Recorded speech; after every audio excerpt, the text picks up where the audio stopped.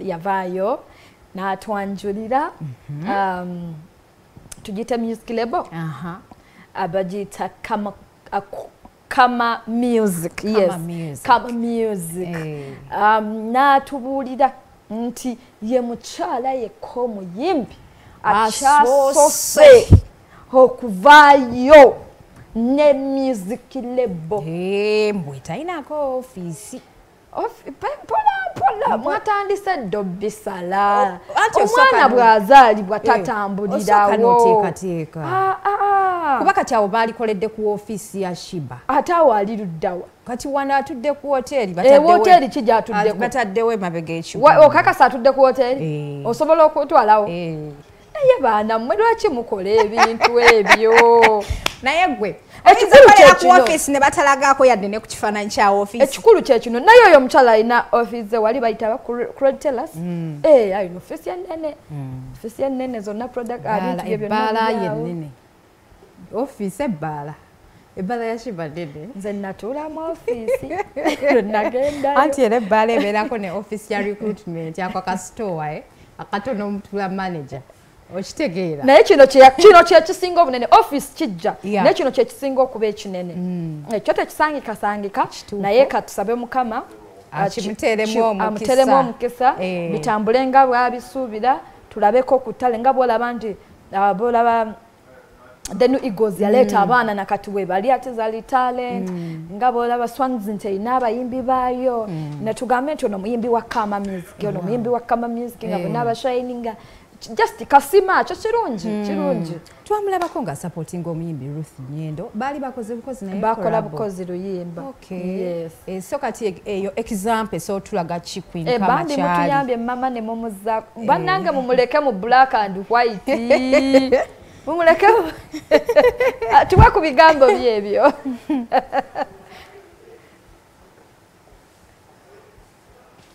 Ugandans, East Africa, Africa at large. Thank you so much for the support.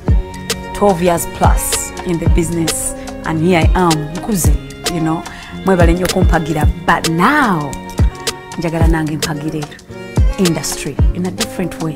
Ngenda kuba the first female, the first queen, flips hair, to own a music record label. Oh my God. Omanyi hasla nazi analiko dansa ne bagamba tujja kusobola nenva mu karaoke ne joining obsessions bagamba tekigenda kusoboka nenvayo up to now bachangamba tekigenda kusoboka, but look where I am, baby.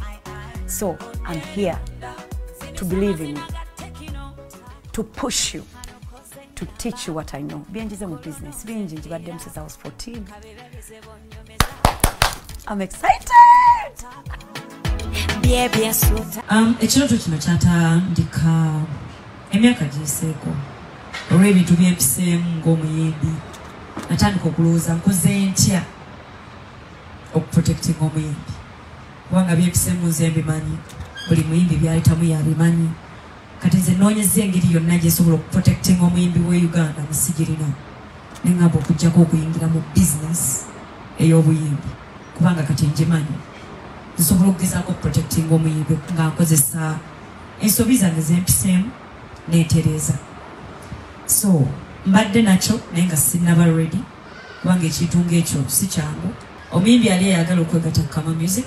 First of all tusooka okugoberera pages zaffe Kama Music Uganda, Instagram, Kama Music Uganda, Twitter. Tugoberere ku egyo emikutu gyonna oba otuweerezeeyo message yonna ogambe nti Sheebah or Kama Music nandiyagadde okubeera part of you, nandiyagadde okukolaganako nammwe kubanga ndi talented. Ekiddako awo kwata essimu yo recording oluyimba lw'osinga okwagala, terulina kuba lwange, terulina kuba lwa Munnayuganda. Gwe recordinga mu lulimi lwo, osobola okubeera Omusoga, osobola okubeera Omuganda, osobola okubeera Omusaamya naye ng'olina eddoboozi eddungi. Wekwata essimu yo ng'oyimba akayimba kakalungi ng'okanyumirwa otuweereze kwegye mukutu gye nkugambeko, and then tugenda kuyitamu ffenna sinze nze kagenda obikola nyina bayimbi bannange Fameica, nyinako Chosen Becky, nyinako Nava Gray, nyinako Artin Pro the producer, so that banyambako nange ne kubeera n'amatu gange nze.